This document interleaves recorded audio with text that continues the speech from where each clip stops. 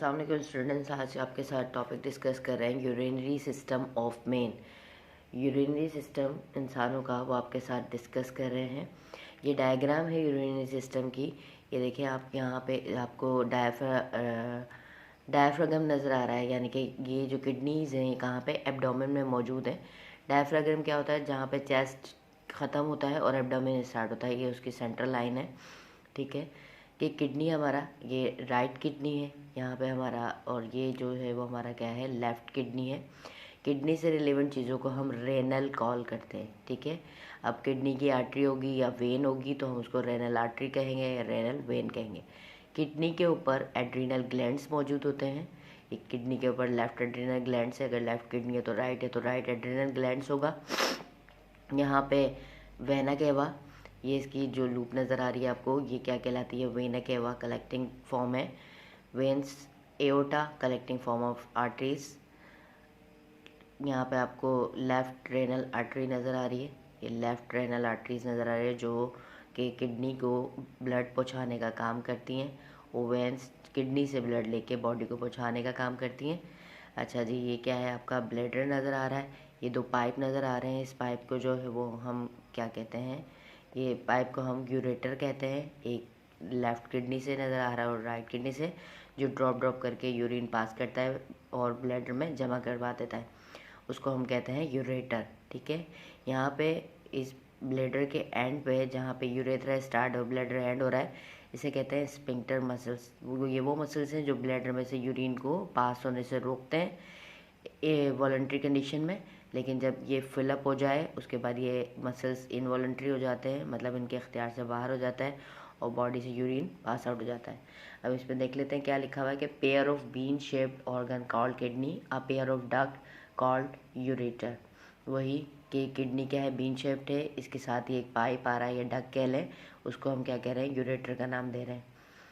Muscular sac like organ the urinary bladder, ये muscular sac like organ है, खाली है तो ऑर्गन क्या कहला रहा है? ब्लैडर कहला रहा है।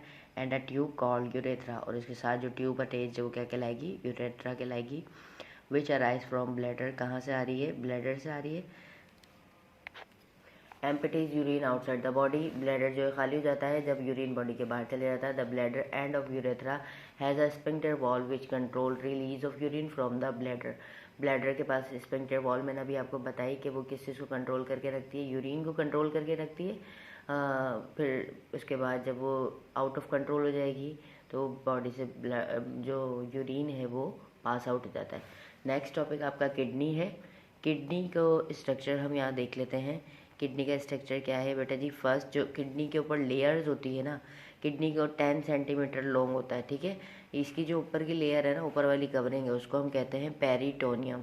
थिन मेम्ब्रेनस कवरिंग होती है, पेरिटोनियम कहलाती है।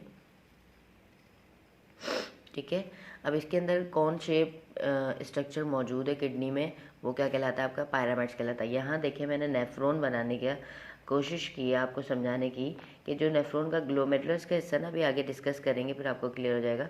तो वो कहाँ होता है? कॉर्टेक्स में होगा, और बाकी उसका जो लूप होगा ना, ascending descending collecting from half, वो कहाँ पे होगी? मेड्यूला के अंदर होगी। ठीक है, नेफ्रॉन है, ये नेफ्रॉन इसके ऊपर है। मिलियन माइक्रोस्कोपिक ट्यूब्यूल्स हम इसे कहते हैं। ये इन कोन्स को कहते हैं पायरामिड कोन शेप कहते हैं। Opening of collecting duct renal artery, ये जो इसके अंदर आ रही है वो क्या है? रेनल आर्टरी है। ठीक है, ये खाली हिस्सा जहाँ पर ड्रॉप करके ये यूरिन पास आउट होता है वो क्या कहलाता है? पेल्विस कहलाता है। उसके अलावा बाहर डार्कर रीजन है वो कॉर्टेक्स कहलाएगा, अंदर वाला लाइटर रीजन है वो क्या कहलाएगा? मेड्यूला कहलाएगा। ये यूरेटर कहलाता है। जो पाइप इसका आ रहा है किडनी से और ब्लैडर में ओपन होगा वो क्या कहलाएगा? यूरेटर कहलाता है। अच्छा जी, kidney, each kidney is a bean shaped organ 10 centimetre long. हर किडनी जो है वो बीन शेप्ड ऑर्गन है। ठीक है, 10 सेंटीमीटर लॉन्ग, इसका साइज बता दिया। The lie in the abdominal cavity being attached with the dorsal body wall are either side of vertebral column. कहाँ पे? एब्डोमिनल कैविटी के साथ, कैविटी में अटैच्ड होते हैं, डोर्सल बॉडी वॉल के साथ होते हैं। कहाँ पे? किसकी साइड पे? वर्टिब्रल कॉलम की side. Kidney is enclose by thin membranes called covering called peritoneum. अभी मैंने बताया किडनी की जो कवरिंग है उसको पेरिटोनियम कहते हैं। Located on the top of kidney, each kidney in is adrenal gland, adrenal glands उसके ऊपर मौजूद हैं। Kidney receive blood through paired renal arteries, kidney जो है ब्लड रिसीव करता है किसकी शक्ल में, रेनल आर्टरीज उसको देती है, क्योंकि रेनल हम किडनी की वजह से हम उसको कहते हैं renal artery, which directly arise from the dorsal aorta. कहाँ से अराइज होता है, डोर्सल एओर्टा से। नेक्स्ट पार्ट में लिखा हुआ है the blood is drain out from each kidney by renal vein, और ब्लड जो है वो किडनी से बाहर जाएगा कहाँ से, रेनल वेन से। Both renal artery enter and renal vein leave kidney at the side called hilus, जहाँ पे रेनल आर्टरी आ रही हो, रेनल वेन बाहर जा रही हो, तो उस जगह को क्या कहते हैं, हेलस का नाम देते हैं। ये आपकी बुक की डायग्राम है, फर्स्ट पेज पे आपको नजर आएगी। ये क्या है, रेनल आर्टरी है, ये रेनल वेन है। यह इस जगह क्या कहलाएगी, आपकी हेलस पॉइंट कहलाएगी। इस तरीके से ये देखें, इसका नेफ्रॉन का स्ट्रक्चर है, ठीक है। ये मेड्यूला अंदर का, ये पेल्विस है। पेल्विस किसको कहते हैं, जहाँ पे ड्रॉप करके किडनी जो है वो यूरिनेशन प्रोसेस करती है, ड्रॉप करके पानी कहाँ पे जाए, आपके ब्लैडर के अंदर, वो क्या कहलाता है, पेल्विस कहलाएगा। ये रेनल आर्टरी, रेनल वेन साथ साथ इसके पायरामाइड्स के अंदर मौजूद होती हैं, जगह को हेलस कहते हैं। नेक्स्ट में लिखा हुआ है आपके पॉइंट में, a longitudinal section of kidney is consist of 2 distinct region. अभी बताया कि क्या है, an outer darker region the cortex and inner lighter region the medulla. Cortex और मेडुला, ये जो आपकी डायग्राम है इसमें बने हुए आपको नजर आएंगे।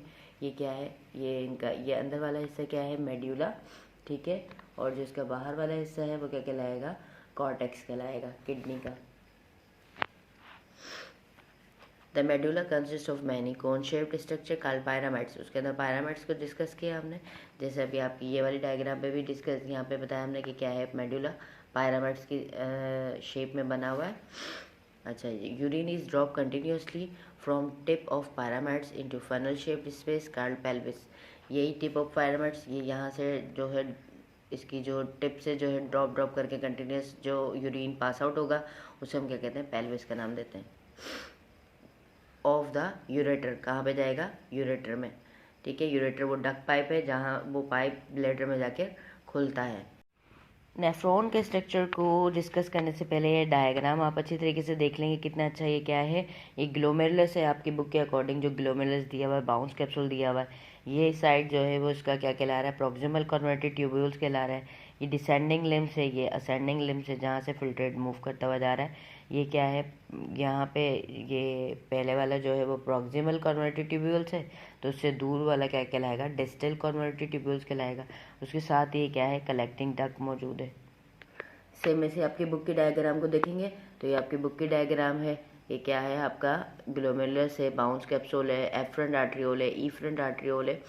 तो ये कैपिलरीज है, ट्यूब्यूल्स है। अब कैपिलरीज तो हम कहते हैं पेरीट्यूबुलर कैपिलरी, जो ये एफरेंट आर्ट्रियोल से आ रही है, ठीक है। जो इसके दूर है वो कह रही है डिस्टल कन्वर्टेड ट्यूब्यूल्स। अब ये इतना मर्ज कर दिया कि आपको पता नहीं चल रहा कि डिस्टल कौन सी और प्रॉक्सिमल कौन सी है। जो ग्लोमेरुलस के करीब होगा वो होगी प्रॉक्सिमल, और जो ग्लोमेरुलस से दूर होगा वो होगी डिस्टल। ये हमने आपको समझाने के लिए डायग्राम को ड्रॉ किया इस तरीके से। ये क्या है, ये देखें, ये एक पोर्शन है जहाँ से ये एफरेंट आर्ट्रियोल, खून का जाना, इस जगह पे खून जो है फिल्ट्रेट के लिए चला जाएगा, जहाँ पे उसका यूरिनेशन प्रोसेस होगा और ब्लड फिल्टर होगा। तो ये जो ब्लड है वो यहाँ से क्रॉस कर गया, ग्लोमेरुलस में आ गया, तो ये क्या होगा, फिल्ट्रेशन प्रोसेस होगा इसका, और उसके बाद ब्लड मूव कर गया कहाँ पे, एफरेंट आर्ट्रियोल में। तो वो उसका क्या है, ब्लड का मतलब ब्लड जो यहाँ की कैपिलरीज है, और ये कैपिलरीज क्या कहला रही है, यहाँ पे पेरीट्यूबुलर कैपिलरीज कहला रही है। ये जगह आपकी कहलाएगी प्रॉक्सिमल कन्वर्टेड ट्यूब्यूल। इसी के साथ ये यहाँ पर साइड हमारा कहलाता है डिस्टल कन्वर्टेड ट्यूब्यूल्स, ठीक है। एक प्रॉक्सिमल है और डिस्टल है। पेरीट्यूबुलर कैपिलरीज जो इसके साथ अटैचमेंट है, जहाँ से एफरेंट और इफरेंट आर्ट्रियोल्स राइज हो रही हैं, वो क्या कहलाएगी, पेरीट्यूबुलर कैपिलरी कहलाएगी। बाउंस कैप्सूल, इस पूरे गोल राउंड को हम कह रहे हैं बाउंस कैप्सूल का नाम दे रहे हैं। अंदर वाले, इसी कैप्सूल के अंदर वाले हिस्से को कह रहे हैं ग्लोमेरुलस। बाउंस कैप्सूल और ग्लोमेरुलस को मिला के हम कहते हैं मॉल्फिगियन बॉडी। उसके बाद ब्रांच ऑफ रेनल वेन, ये इसके साइड पे जो इसकी कैपिलरीज चल रही होती हैं वो क्या कहलाएगी, ब्रांच ऑफ रेनल वेन।